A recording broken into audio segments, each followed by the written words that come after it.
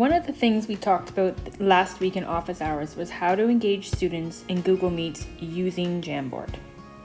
One of the first things we talked about was where to locate Jamboard, which is conveniently in your Google waffle that already exists.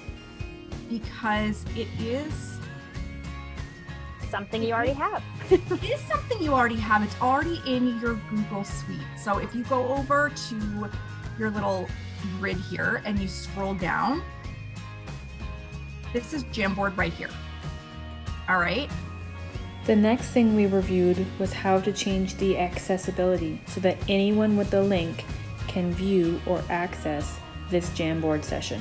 Before I shared this with them, the most important part to this is making sure that you go down into the who has access portion of this sheet and you change it, because it will automatically set to on.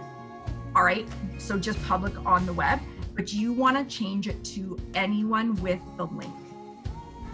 The next thing we talked about was making sure that you're giving everyone access to edit the Jam session so they all have access to their own Jamboard materials. You'll also want to make sure that the people who have access to it can edit. So right now, as it stands, it's just as can view mode, but you want to make sure that you change it to can edit, because that gives them access to their own little screen or their own little template in the Jamboard. We also learned about changing the backgrounds, duplicating slides, and being able to see multiple slides at the same time.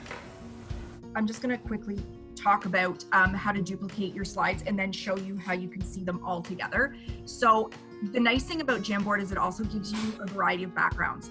So if you hit background, you've got your dot paper, you have your line paper, you've got your grids and all kinds of different things. So let's just say we want to have line paper. If you come up here, you can duplicate. So you should be able to see, like you can see quite a few if you hit this option. At the end of the session, we all practiced using Jamboard and creating a sticky note to share ideas of how we thought we'd be able to use this with our students during remote learning. The ideas were amazing.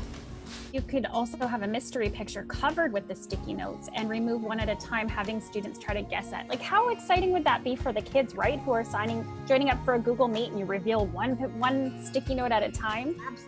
They would love that. Gwendolyn wrote, you could involve coordinates for the sticky notes. What do you mean by that, Gwendolyn?